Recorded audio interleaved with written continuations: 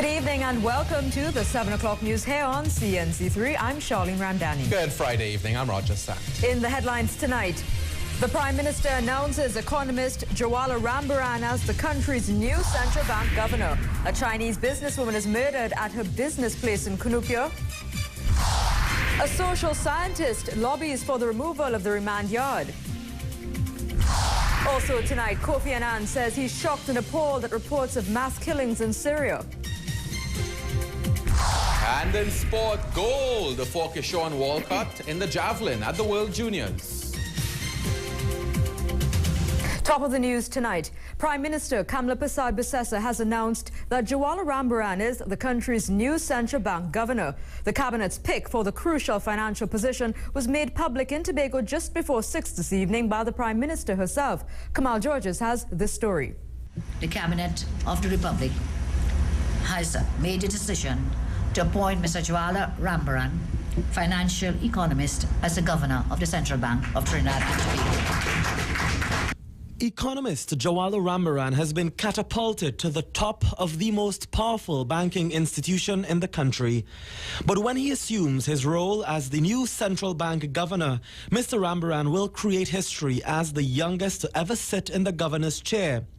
But when Prime Minister Kamla Persad Bissessa made the announcement in Tobago on Friday, she admitted that his youth was cause for some concern. In our deliberations, the one issue that arose and was cause for discussion was that he is 45 years of age, and the issue of age and therefore of relative youth was discussed. But the cabinet was of the view that age should not be a bar to performance of functions and duties.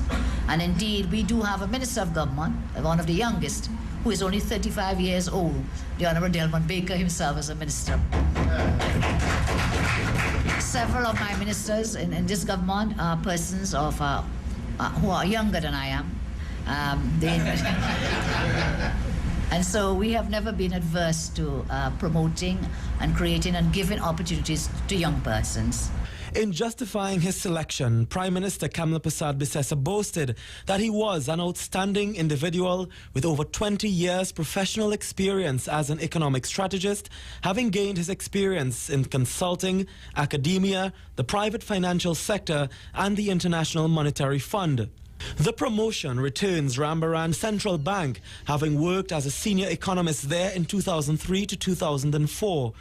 Prime Minister Kamla Persad Bissessa says the entire cabinet was pleased with his sterling curriculum vitae. I'm further advised that he has been named among the top 50 alumni of UWI St. Augustine for contribution to Caribbean economic development.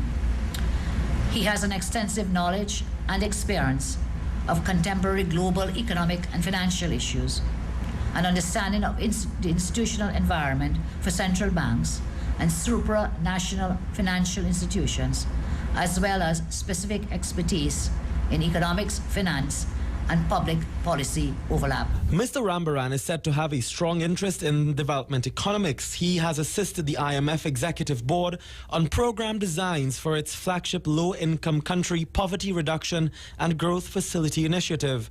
Mr. Rambaran has a master's in financial economics from the University of London and a bachelor's degree in economics and mathematics from the University of the West Indies. For CNC3, I'm Kamal Georges. Well, joining us live on the telephone now is the brand new Central Bank Governor, Jwala Rambaran. Good evening, Mr. Rambaran. Good evening, Charlene, and good night to your viewers. Well, first I have to say congratulations on your selection. Can you tell us first your first thoughts on the selection? How were you approached, and are you surprised by your selection? Well, first, Charlene, let me first thank God who makes all things possible. I thank the Honorable Prime Minister and members of the Cabinet for the confidence that they've shown in me. And I look forward to working with the government, particularly the Honorable Minister of Finance and Economy, Larry Hawaii, and how both the Central Bank and the Ministry of Finance can coordinate economic policy to ensure that we lift economic growth, we pursue diversification, and we manage inflation. All to the benefit of the citizens of this country.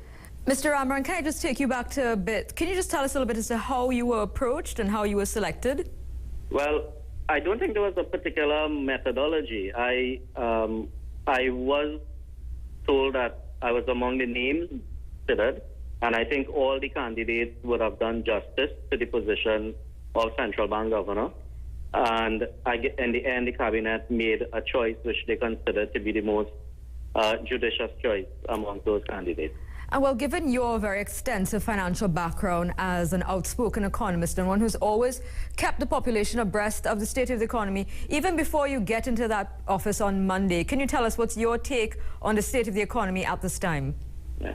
Well, my take is that the economy has been very resilient against a very turbulent global financial environment.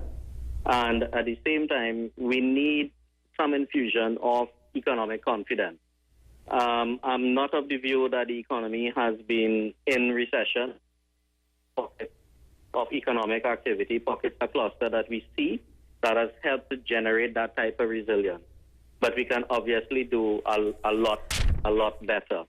And my intention is to provide that support from the monetary and financial point of view to fiscal policy to ensure that we lay a very strong foundation for further economic growth in the years ahead. Okay, Mr. Rambaran, I must ask you, there are reports that you are related to the former finance minister, Winston Duker, and that you are his nephew. I'm not too sure. Can you clear that up? Do you have a relationship with him? Relationship? No, I am not his nephew. My wife is related to Minister Dukaran, but so the relationship is really through marriage, yeah. Okay. And, well, the outgoing governor, Ewart Williams, has said that the short adjustment period that you would have gotten before you take that position up may be a hindrance. Do you think it would be? Oh, not necessarily. It would have really been good to have a very strong and frank meeting with outgoing Governor Williams, who I think has done a tremendous job over the last 10 years at the central bank. Sorry. And you said that you are looking forward to working with Minister Hawaii, and we also heard a lot of talk by the former central bank governor that he didn't have perhaps the best of relationships with the former Minister of Finance. What is your relationship like with Larry Hawaii? Well, the relationship is a cordial one, and we intend to keep it at that level. And just let me find out from you, do you think that we need to go to the International Monetary Fund as has been suggested by opposition leader Dr. Keith Rowley? No, I'm not of that view. You typically would approach the fund when you have a balance of payments need. I don't see that in this country. We have a very strong external position. We have external reserves in excess of $9 billion. We have $4 billion in the Heritage and Civilization Fund, and our external public debt is extremely low. So I don't see that as a consideration for this country. Okay, Mr. Rambaran, just quickly as we wrap up, of course, the budget is coming up. It's a big issue in the country right now. Just your thoughts on that, your approach. The thoughts are very similar to what Minister Hawaii has articulated, which is how he has a mandate for growth, how it is he is going to generate that growth, and how the central bank, in the end, will provide that support to economic growth. Okay, Mr. Rambaran, thank you so much for joining us. That was a brand new selected governor of the Central Bank, Jwala Rambaran, just telling CNC3 News Day exclusively that he does not believe that the country is currently in a recession, as has been stated by the former outgoing Central Bank Governor, Ewart Williams. Well, that's the story which takes us to your vote tonight. The question we want to ask you is, are you pleased with the choice of Jwala Rambaran as the new Central Bank Governor? Text your response to the number 2623. If your response is yes, you're texting the letter Y, and if your response is no, you're texting the letter N. We'll give you an update on the voting during the newscast and the final results at the end tonight. The outgoing central bank governor, Ewart Williams, says there is no need for this country to go to the International Monetary Fund for any sort of assistance. Governor Williams, who demits office on Monday, was responding to the suggestion made by opposition leader Dr. Keith Rowley. Chester Sembrano has the details. He's held one of the most crucial and influential offices in this country for the past decade, helping to set monetary policy. But after 10 years, he's getting set to welcome in a successor. but Governor Williams is still stamping his authority on matters of national interest. He is insisting there is no merit in opposition leader Dr. Keith Rowley's claims that Trinidad and Tobago could soon be going to the IMF for financial assistance. Governor Williams says this country's financial reserves stand at $9.5 billion, in addition to having savings in the Heritage and Stabilization Fund. I'm trying to stay away from the political dialogue, but I don't think going to the IMF is an issue at this stage. Speaking with reporters following the sword-tuning ceremony for a venue for the Central Bank Governor's Award in Maraval, Governor Williams also had some words of advice for his successor. Be careful of your independence. The central bank's success is highly correlated with the degree of independence that the leadership is prepared to exercise. He said there needs to be clear distinction between the Ministry of Finance and the Central Bank. Governor Williams also expressed the full confidence that Finance Minister Larry Hawaii could regain private sector confidence and boost the economy. And I think he has the kind of mindset, he has the drive, the energy, and I think he has, his success at First Citizens speaks for itself. He hopes this country can get to a point of fiscal balance within the coming years. For CNC3, I am Chester Sambrano. To crime news now, a Chinese businesswoman has been murdered and her husband is in a critical condition at hospital following a robbery at Southern Main Road, Cunupia, on Thursday night. Gu Yang-hu told police she was going to the family's business Tiger's Chinese restaurant and found the bodies of her father-in-law Yang Jinghua and mother Lo Wu Xiaohu in a pool of blood with gunshot wounds to their bodies. Both were rushed to the Eric Williams Medical Sciences Complex where Wu died.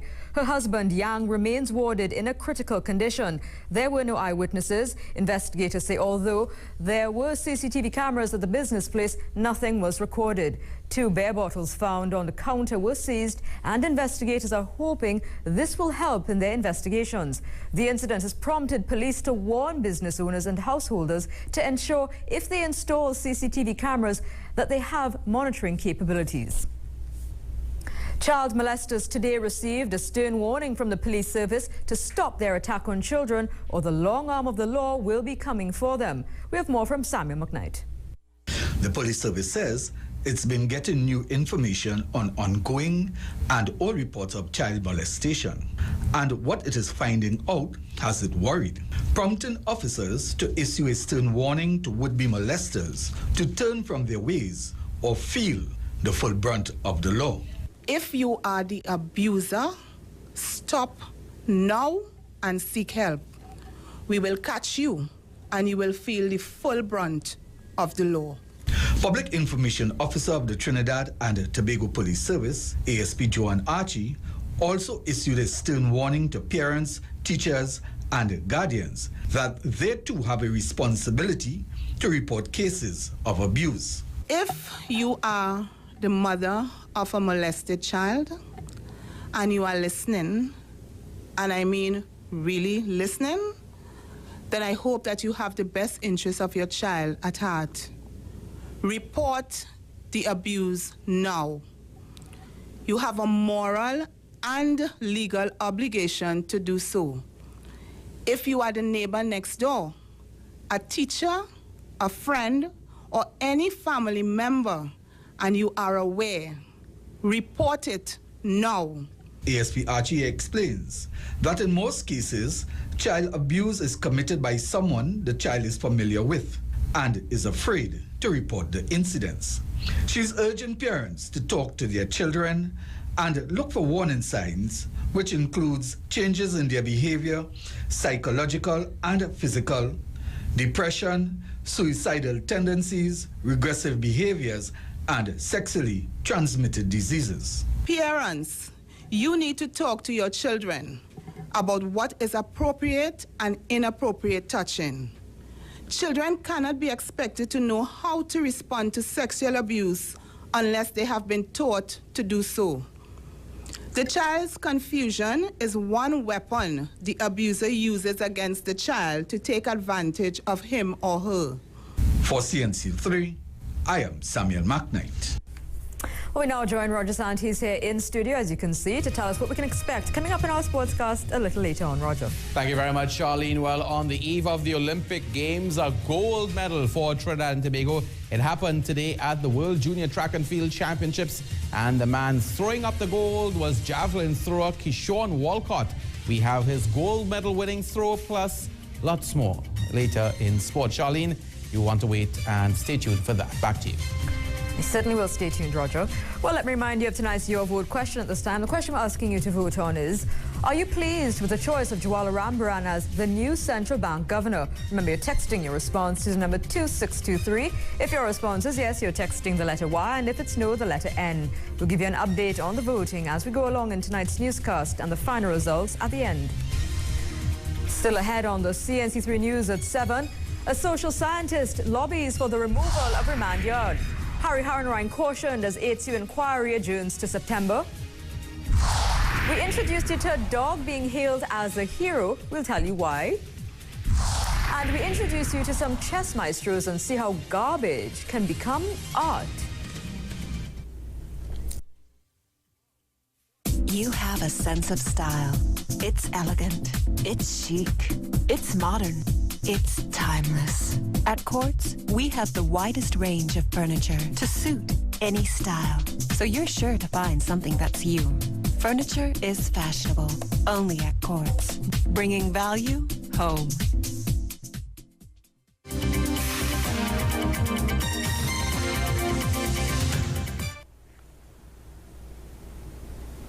Welcome back. A soldier is among 41 arrested in a marathon security exercise carried out in the Beverly Hills, Canada plannings in East Port of Spain. High-powered guns, ammunition and narcotics were also seized during the exercise, and the police say they have made a serious dent in gang activity in that area. Cameraman Neil Romain and reporter Chester Sambrano were in Beverly Hills, and they filed this report. For as far as the eye could see, police vehicles lined the route into Beverly Hills Laventille on Friday morning as part of a total lockdown. It all started just after 11 on Thursday night, bringing activity in the Beverly Hills, Canada area to a screeching halt. Officers from the Interagency Task Force, the Guard and Emergency Branch, K9 Unit, Court and Processing Unit, Besseau Street CID, and SORT, all part of the exercise. It ended shortly after 10 on Friday morning, and the police did not leave empty-handed. Senior officials confirm that among the items seized were 3 12-gauge shotguns, a .44 Winchester rifle, a 9mm pistol, and a quantity of ammunition. They also found 3 ski masks, 3 bulletproof vests, binoculars, a camouflage kit, and 1.5 kilograms of marijuana. 41 persons were arrested for various offenses, among them a soldier for possession of marijuana. Acting Inspector Wayne Mohammed of the Interagency Task Force tells CNC3 a major breakthrough has been made. This fine has made a dent in one of the major gangs in the Beverly Hills, Canada plannings area. But there is another problem. Residents of this area are not pleased. They are accusing the police of harassment. One woman who spoke with me off camera is claiming victimization. But responding to the claims, Senior Superintendent of the Interagency Task Force, Carlton Allen, told CNC3 the large number of illegal items found is reason enough for the police action. For CNC3, I am Chester Sambrano. Renowned professor and social scientist Dr. Selwyn Ryan has called on the nation's law lords and legislators to abolish the remand yard and the inhumane conditions associated with it. The UWI professor was addressing a panel discussion on celebrating 50 years of the appeal court when he also raised concern about the influence of narco-trafficking on the judiciary. Kamal Georges has more. It's filthy, and it's cruel and unusual punishment. A graphic description of remand yard, a fundamental component of society and the justice system that UWI professor Selwyn Ryan believes should no longer exist in this country. As he lamented the undue delays plaguing the justice system, Professor Ryan says the facility, which is used to hold prisoners awaiting trial, exacerbates the crime problem in this country. It's an incubator for crime, because there's no stratification system there. You go down there and you just get dumped into whatever spaces are available.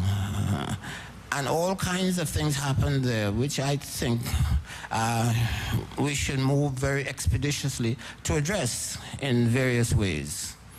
Professor Ryan hopes the drug courts proposed by National Security Minister Jack Warner can address some of these issues.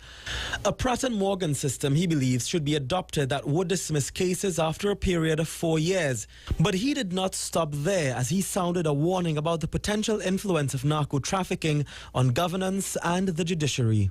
We are going to be probed, we are going to be suborned, we are going to be seduced, and our judges would require all the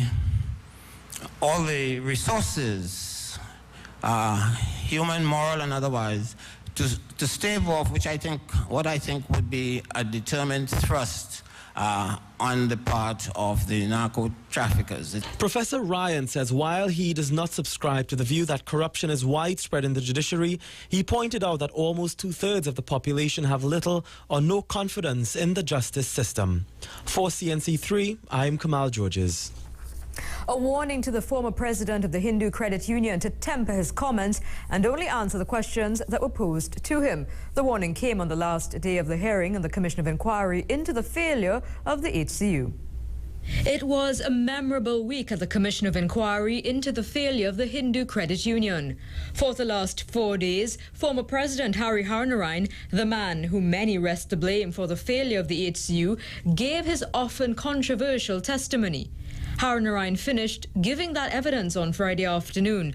But so inflammatory were some of his statements, they elicited this warning from the Commission's chairman, Sir Anthony Coleman, at the start of the day's proceedings. I would require that in the course of re-examination, this modus operandi, this method of operating, should be strictly adhered to. If it's not, as I said yesterday, the structural procedural integrity of the inquiry will be damaged, and we shall have an unfair situation arising affecting other parties. This will be unacceptable, and I'm therefore going to rely on counsel for Mr. Harnarayan, Mr. Schoon, on whom I do rely with complete confidence, and indeed on you, Mr. Harnarayan, yourself, to stick rigidly to that principle. In his re-examination of Harnarayan, Attorney Fareed Schoon sought to give his client a chance to clear up some of the more damaging points that were raised against him during cross-examination. One such point being the payment of $5.9 million to him over an 8-year period. Your salary was $280,000, $450,000 over that 10-year period, which was $2,337 per month. I dare say you were paid like a CPAP worker pulling bull. As for the commission, Harnarayan told Attorney Deborah Peake he was never paid. And I have disputed that. I have asked to inspect those records because I cannot recall taking commission. Even if you don't dispute it, it is $1,375 per month. Yeah. No, Mr. Schoon, there is a document which lists how the monies were paid, and his evidence before this commission was that he never received any commissions, and that listing shows that over a period of 4 years he did receive commissions. Harnarayan said the $5 million spent by the HCU on his travels were not just spent on him, but his delegation as well. The Commission of Inquiry will resume in September, when the focus will once again be on the HCU. 2 dogs are being labelled as heroes after they warded off a 5-foot snake for over an hour, preventing it from entering a house and harming the owners. Owner of the dogs, Sheila Hussain, says the snake came from a nearby bush, which is owned by the state. She is now taking legal action. Carmen Ivan Tusi was there, and Chester Sambrana reports. These 2 dogs proved to be woman's best friend. At 5 feet in length, this snake attempted to enter the Torrent Street Monrepo home of Sheila Hussain on Thursday night. But her canine companions, Hunter and Conan, would have none of it. Speaking with CNC3 on Friday, a noticeably distraught Hussain recollected the horrific experience. Dogs making a lot of noise that caused me to look through the window and then seeing this head going up at the dogs. And then the dogs would back off and they're going up and down, up and down. And then the screaming took place with the other girl there who lived with me and myself. She said this went on for an hour, with her dogs refusing to let up. It coiled up, but only the head. The snake was dead scared of the two dogs. It wasn't making no movements. The dogs were so loud. It was terrible, you know. I can't explain that. Finally, her son-in-law and others were able to pour acid on the snake, causing it to calm down a bit. They then called for help, but she explained the police never came. Eventually, a plank was used to kill it. But Ms. Hossain is placing the blame for the entire episode on nearby overgrown bushes, for which she has been appealing to the San Fernando City Corporation to cut. Now, she has had enough. I have to go to the NHA. It will belong to the state. So I go into my solicitor now for them to do a letter to sue the state because that is state land and they're supposed to have it clean. Ms. Hossain said she and her family are now afraid to stay in the house. In response, San Fernando Mayor Dr. Navi Muradali said he will liaise with the councillor for the area to have the matter rectified. For CNC3, I am Chester Sambrano. Well, it's time now for charting a new course, and tonight we feature the Mayara Past Pupils Association and the Love Until Foundation.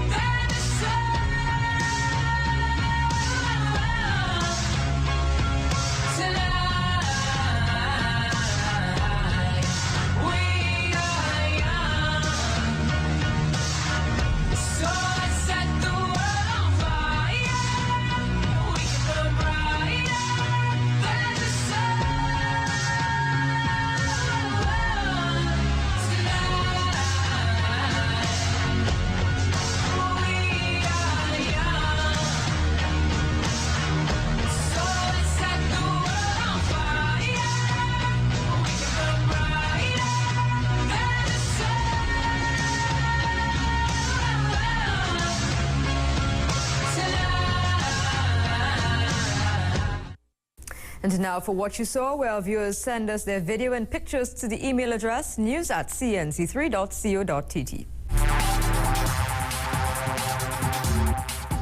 This first picture sent to us by a viewer who tells us this is a regular occurrence where vehicles park illegally on the pavement at the corner of Richmond and Park Streets in Port of Spain, forcing the public to squeeze between vehicles or walk on the road. Opposite are the Fraud Squad and Sacred Heart Girls RC School. Our viewer says numerous complaints concerning the illegal parking on the pavement have so far proven futile. And this one sent to us by Gary of a cable hanging across the La Hockett Road in Glencoe. He says pieces of cloth have been placed on the cable to make it more visible at night. Our question is that enough? And this one from Jason, he says it showcases some of the issues that drivers have to deal with on a daily basis when driving through San Juan.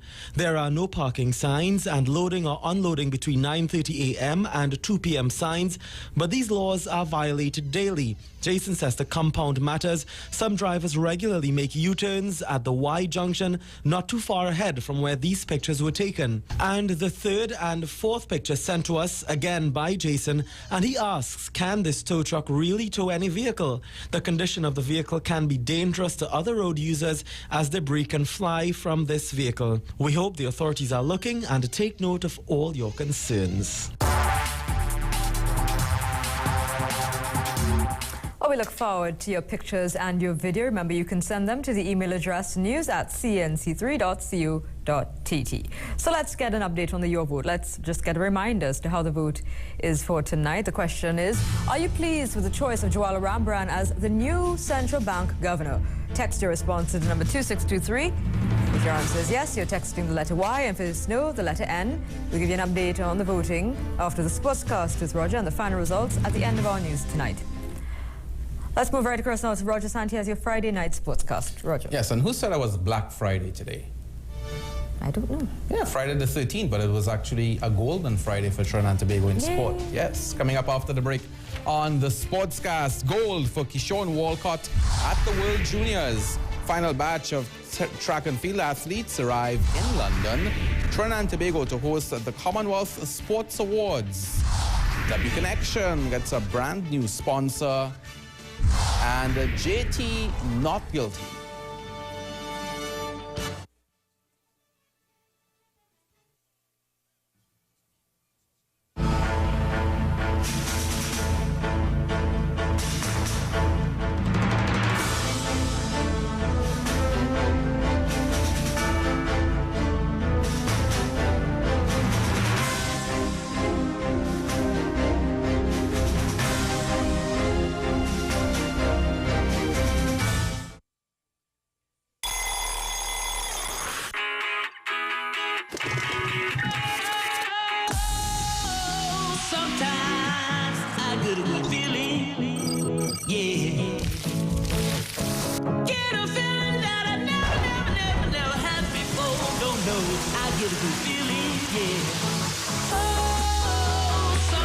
Surf, stream, share faster than ever before on Digicel's super-fast 4G network. It's summer in 4G. Get your smartphone with a smart plan on the smartest network in TNT. Sign up for our newest postpaid smart plans now. Plus, for a limited time, get 1 month subscription free and 4G smartphones for $199. Be extraordinary. Digicel. I think as an artist, it's important to know who you are and what you're for. So it's good to come back home, come back to base, to my roots. If we are a dot, let's be the most creative, passionate, energetic dot they've ever seen. I for that. It's just that amazing simplicity that I love about Trinidad that continues to inspire me. What are you proud about?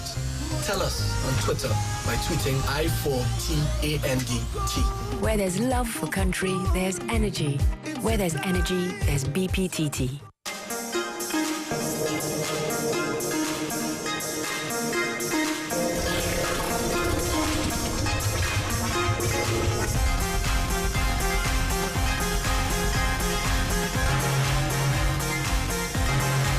Anyone can be the one.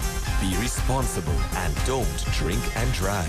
Designate a friend and lime again. Be the one.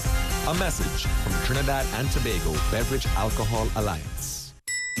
Shaving can irritate skin, causing dark marks to become visible. Dove has the effective solution. New Dove Clear Tone Antiperspirant with calendula and sunflower seed extracts. It moisturizes to help accelerate natural skin renewal processes, helping skin to repair itself while still keeping you dry. The result? Underarms with visibly reduced dark marks and an even tone. New Dove Clear Tone.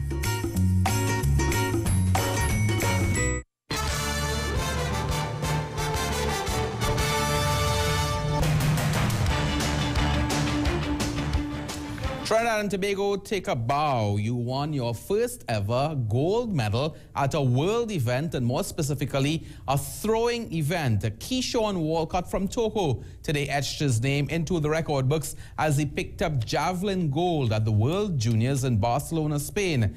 Entering his final throw, he was actually in second place. These two men certainly the favourites for the title. They're the top two in the world list, so in reverse order of where they currently are. The Carifta Games champion against the Ibero-American champion.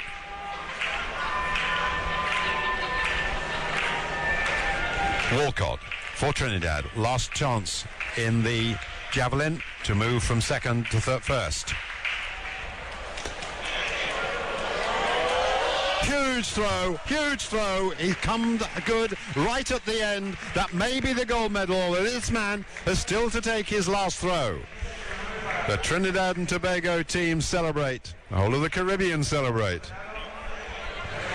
Good throw there from... A terrific throw, and really when it really mattered. There it is, 78 meters 64 for Keyshawn Walcott of Trinidad.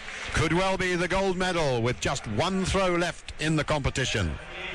So the world leader produces his best in this competition just when it matters, right in the last round. 77.09 in round two, and now 77.03 rather in round two, and 78.64 at the end. Brian Toledo has led this javelin from round two, 77.09, has just lost his lead to Walcott. How can he respond? Not enough, short of 75. So Walcott takes the gold medal. The first ever gold medal for Trinidad in a throwing event. And Brian Toledo of Argentina has to settle for silver. Morny Moolman of South Africa takes the bronze. And Sports Minister Anil Roberts congratulated Walcott today, saying, quote, "It's a great incentive to all athletes participating in field events which are often overlooked. The preparation is rigorous, but the rewards just as great. Kishon, as well as his parents, coach, and support staff should be justifiably proud of this historic gold medal for TNT. The dominant performance also signals a warning to his opponents in London." End quote. And Walcott will be joining his Olympic teammates in London over the weekend. And the final batch of Olympic athletes, headed by 400-meter hurdler J. Hugh Gordon, left late yesterday evening for the training camp in Cardiff, Wales, before heading to London for the start of the 2012 Games on July 27th. Our sports crew of Ignatius Fraser and Astel Wren, they were at Piarco International. Officials of the national contingent, headed by Assistant Chef de Mission Wendy de Labastie and head coach of the track and field team, Dr. Ian Hippolyte, took some time to pose for the cameras prior to their departure. It was also a time when members of the McKnight family came to say bon voyage to Sparkle McKnight, who is part of the women's national 4x100 meters relay squad.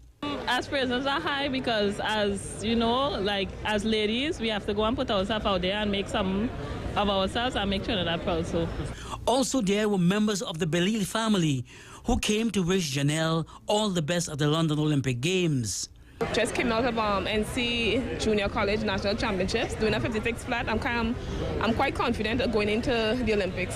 110 meters hurdler Michael Thomas says it is not going to be a joyride for him, but to prove himself. The 110 hurdles is going to be probably the second hardest final to make. This year is very difficult, so just making sure that I'm ready to compete with the best in the world. And 400 meters hurdler J.U. Gordon is pleased with his progress and said the training camp will be to run off his preparation. Well, we've started working on speed again, and it's going to help me and bring me on to the last hurdle much faster than usual. So the speed should help me along to bring in a really good time at the Olympic Games. Reporting for CNC3 Sports, I am Astel Wren.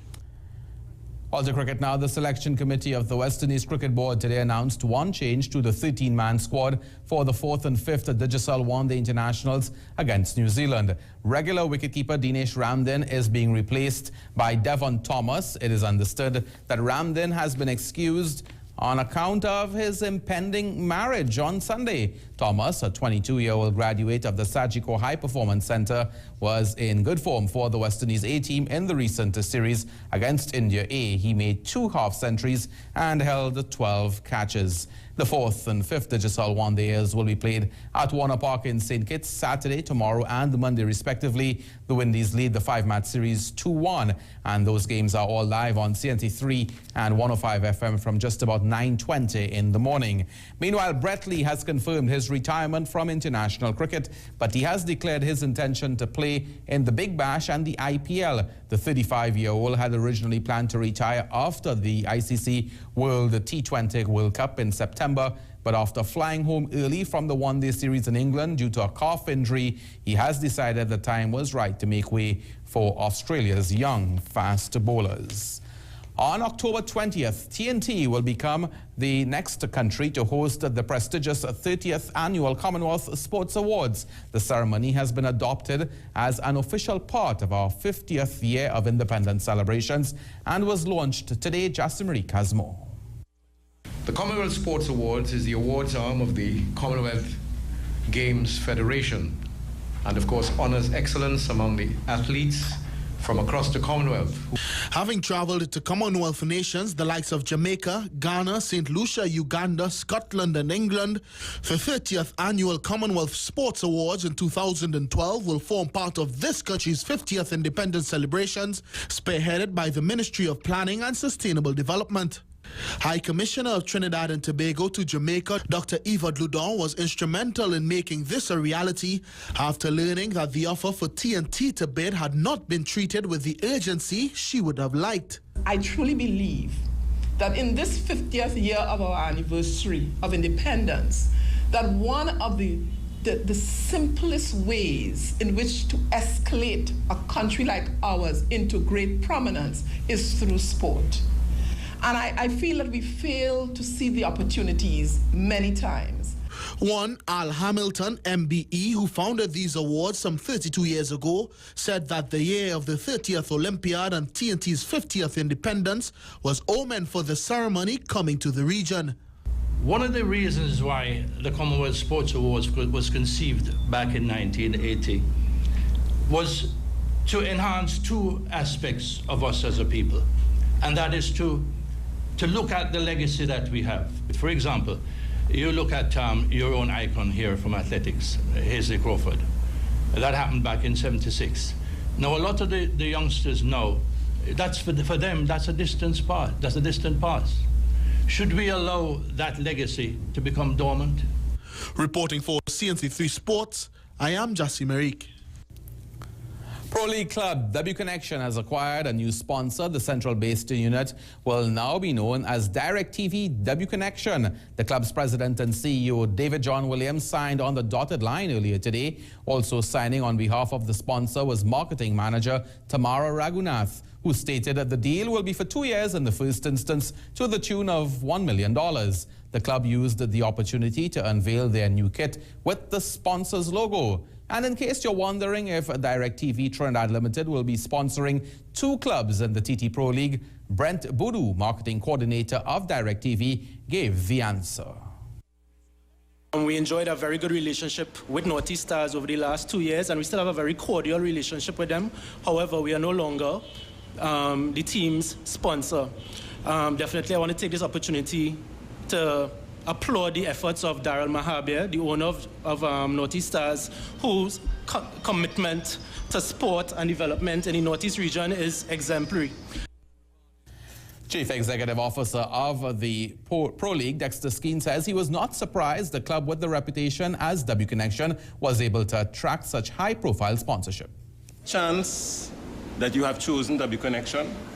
I think David John Williams has strategically set up his business in such a way that it is not only about playing football, it is about a business, it is about the buying and selling of players, it is about ensuring that you produce the best product on the field and off the field.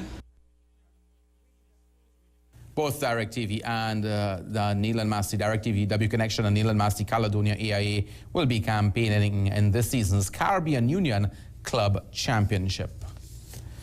Well, life after football has been going well for former Trinidad and Tobago defender Dennis Lawrence, who has secured a new contract to stay with Wigan Athletic Premiership's club coaching staff for the new season. Lawrence accepted the offer recently in time for the club's pre-season, which will see him remain as an assistant to Roberto Martinez. Mike Berry's Lawrence UK-based handler revealed that the former Swansea City man will also complete his UEFA A license later this month. Lawrence himself was quietly pleased to have secured an extension to his stay, saying, quote, "The second season was very exciting and it gave me the chance to grow more into the coaching side of football and to be able to see Wigan develop under the guidance of Roberto, and he is very detailed and confident in what the goals and aspirations are for the club." Lawrence and the Wigan squad are in Sweden for a pre-season camp ahead of their Premiership opener against Chelsea in just about 6 weeks' time. Ex-England captain John Terry was cleared today of racially abusing fellow footballer Anton Ferdinand. Chief Magistrate Howard Riddle said after weighing the evidence it was highly unlikely that Mr. Terry abused the Ferdinand in the manner he was accused of. Cheers from supporters. John Terry left court not guilty of the racial abuse charges, threatening to damage his career. There was no comment from the former England captain and Chelsea skipper, only a brief statement from his legal team. He did not racially abuse Anton Ferdinand, it read, and the court has accepted this. In its not guilty verdict, the court found that although the prosecution built a strong case, it seemed likely Terry's belief that he was wrongly accused had strengthened over time, much to the relief of his fans outside. Here he is now, coming. Here he is, an innocent man, John Terry, leaving this court, his reputation intact. Well done, son!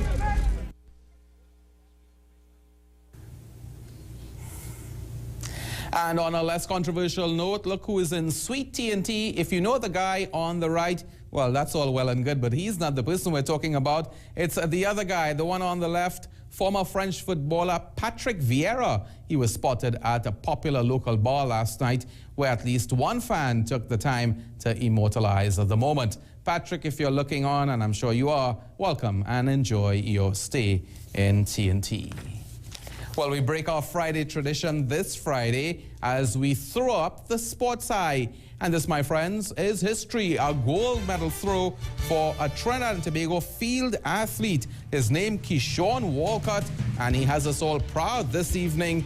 His best throw in the javelin today, 78.64 meters. Great stuff for him.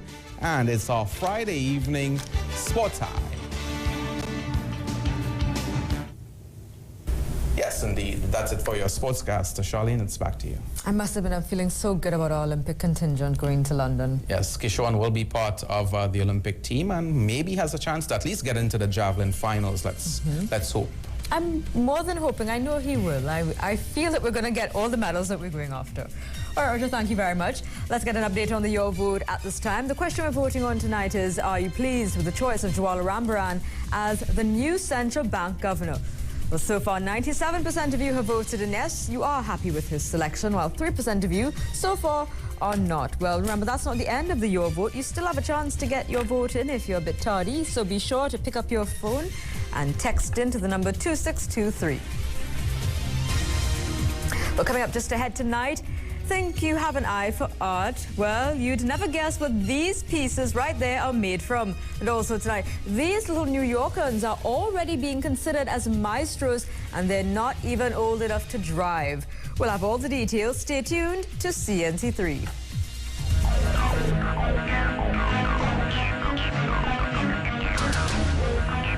You will recognize that there is a thin line in trying to keep the financial stability intact.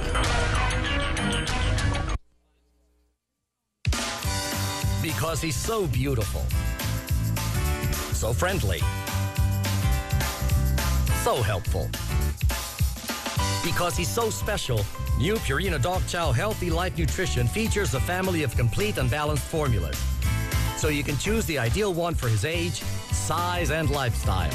Because he's family, Purina Dog Chow. He's more than a dog.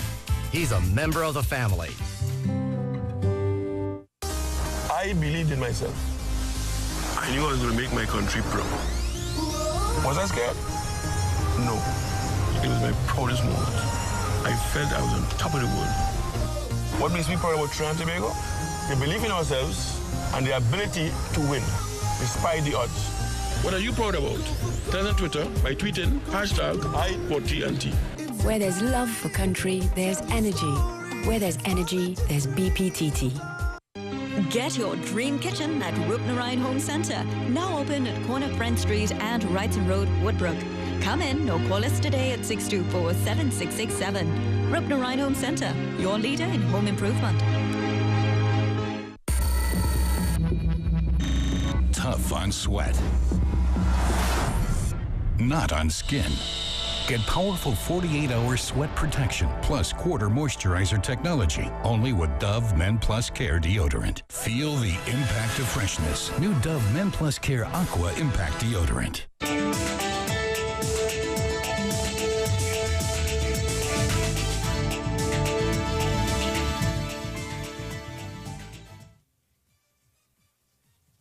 We now go to Eric Mackey for a look at your weekend weather. Eric. Thank you, Charlene. Well, we have a lot of sunshine again today, but there's a little bit of weather in the forecast, at least for tomorrow. We got a weak tropical wave that's out in the east here. It's very close to us at this point in time. It's going to pass over Trinidad and Tobago tomorrow. There's this little low-pressure system that's still in it. That low-pressure system is not doing anything at all. The conditions are very, very dry, and it's really struggling to get any sort of moisture going around it at all. Earlier today, it was looking like they was picking up a little moisture, but it soon dissipated. And as you can see, there's very little in terms of any sort of significant cloudiness around it at all. That having been said, however, we do expect that we will get some rain and showers off it tomorrow afternoon into tomorrow night. The winds are picking up a bit. They're going to be around 12 to 16 knots, and that's with the approach of the tropical wave. You may find it gusting, being as high as 18 to 20 knots sustained at times, particularly in the late afternoon and overnight, possibly into Sunday morning. And then on Sunday, it's going to change direction into a southeasterly direction and die down. But for tomorrow, 12 to 16 knots, possibly as high as 18 to 20, and certainly gusting to 20 knots, and out to an east-northeast to easterly direction. Seas are forecast to be 1.5 to 2 meters with a 7 to 8 second interval between the swells. They are to a mostly easterly direction in the Gulf of Paria seas to be around 1 meter. Trinidad tonight's forecast to be mostly fair. There's a chance of a shower tonight, and the low will be 23 degrees. Tomorrow we're looking at mostly sunny conditions to start off, but as the day progresses, we're going to find those clouds building, particularly in the afternoon. We're going to get some showers, which will be light to moderate, and there's a chance of a thunderstorm as well. The high tomorrow forecast will be 32 degrees. Across in Tobago tonight, generally fair and a low of 23. And Tobago tomorrow, much the same conditions as Trinidad. It's going to start off sunny at first, but it's going to become progressively cloudy with showers, chance of a thunderstorm over there as well, and a high of 30. Sun's going to rise at 5:51 a.m. and sets at 6:32 p.m. And the first low tide for Port of Spain will be at 6:53 a.m. and for Scarborough 7:12. First high tide 1:27 p.m. for Port of Spain and 1:29 for Scarborough. And that's my weather report. For now, we'll have a look at the travelers forecast, and we take a short break, and when we come back, Charlene will have some more news here.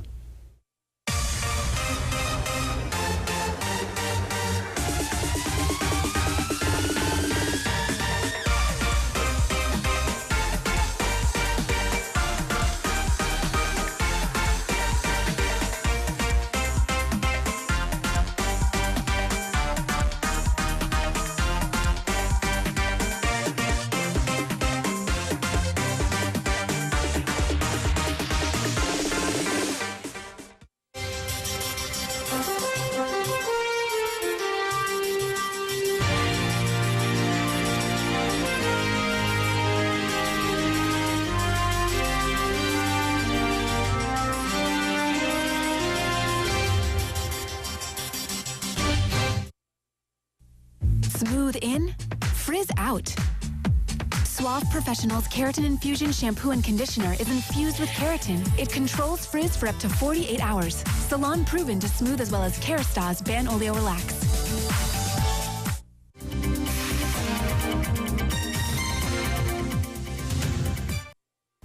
Welcome back. Director of Labour Standards Cleopatra Henry says the trade union movement in TNT has to exhaust all the options of social dialogue to deal with instances of collective bargaining and workers' rights.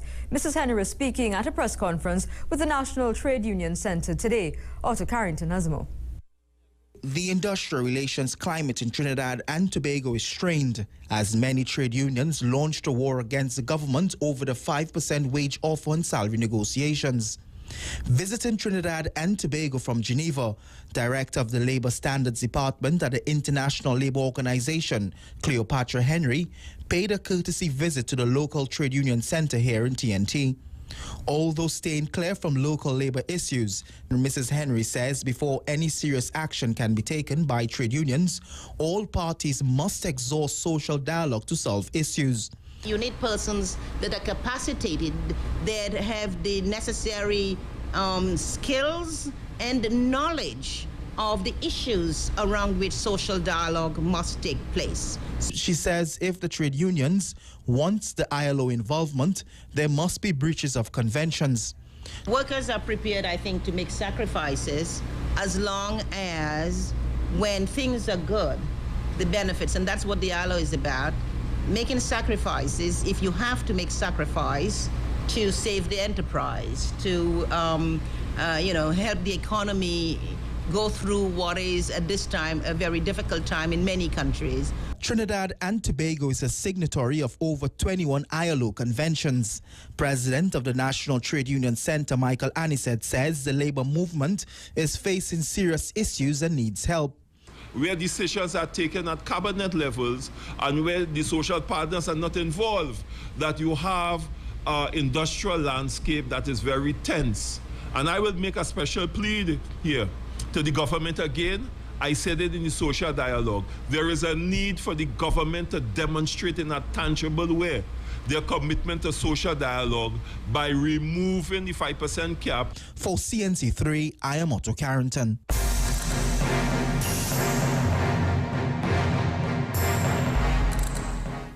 We now bring you a summary of the main international stories of today. Activists in Syria now say that many of those killed in the village of Tremse, reported to be the scene of a massacre, were rebel fighters. Up to 200 people are said to have died in clashes there. At least 24 people have been killed when a train collided with a truck carrying farm workers at a level crossing in South Africa. Several other people were injured. The driver of the truck is being questioned by police. The first cargo ship to sail from Miami to Cuba in more than 50 years has now arrived in Havana. The Ana Cecilia was carrying a load of humanitarian supplies, including food and medicine, but are exempt from the US trade embargo against the communist-run island. Russia's lower house of parliament has adopted a controversial bill that labels non-governmental organizations which get funding from overseas as foreign agents. The upper house and President Vladimir Putin are now expected to turn the bill into law. Returning to some local news now. Today is Friday the 13th. It's the third Black Friday for 2012. Psychic master and clairvoyant Yesenia Gonzalez gave Friday the 13th its meaning in the realm of positive energy. Otto Carrington has more. It's July 13th and it's Friday. Put them both together and you get Black Friday. It's the third Black Friday for the year. And while many superstitious persons believe that bad omens will occur on Black Friday, psychic and clairvoyant Yesenia Gonzalez says it's all in the mind. Something on the past where they used to have a lot of sacrifice and a lot of wishes will come for Friday the 30th to do certain different rituals. Friday the 30th was also a disaster that happened sometime centuries, years ago in New York. Ms. Gonzalez admits history is riddled with negative occurrences on Friday the 13th. And in the U.S., buildings are constructed without a 13th floor because of superstition. As to Black Friday, well, Ms. Gonzalez says any day could be a bad one, and Friday the 13th can be someone's bad day. So anything that you do, you create that energy with your mind. Your mind is the body. Your mind is the wind of your soul. So anything with Friday the 13th, you create that energy. She says a reading of a tarot cards shows that there are no bad omens for the country on this Black Friday. But looking ahead, she says she sees major changes in politics with a new political party emerging and something we are all wishing for, a decrease in crime. For CNC3, I am Otto Carrington. We go outside this country to two very different parts of the globe now, New York and Senegal. We look at children's ages 6 to 11 from New York Public School 124 who are turning into chess maestros and see how artists are making their latest creations out of garbage. It's all on a lighter note.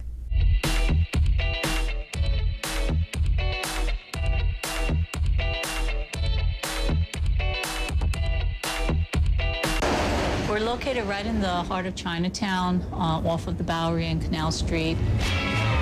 We have very strong, competitive students who are backed by strong, competitive parents who really believe that, chess is good for them. And they try to get them started early in 2nd grade, 3rd grade, getting them to the after-school programs, and then also on Saturday, where they get competition. No. If you walk through our hallways, you'll see that all the trophies, are not sports related, but they're all straight from chess. You wouldn't just move your queen where a knight could take it. So in real life, that helps you. So you can think ahead, Like if you do one thing, what would happen?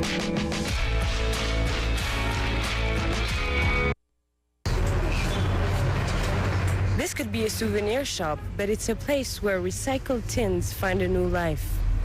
Hamidou, a young craftsman from Mali, is at work with a little help from his friends. Since I was small, I built my own toys. Then I started to work in the Bamako craft market. But work was scarce, so my brother made me come and work here. In the back of the shop, Hamidou's brother turns cans into toys. Tourists and foreigners buy these, says Babakar, who opened this workshop 12 years ago. This profession, the recycling of cans, is not a new thing. I don't know if you have heard of the story of the recycled briefcase brought by a Senegalese minister to an international conference. It was a great success, and that was more than 20 years ago.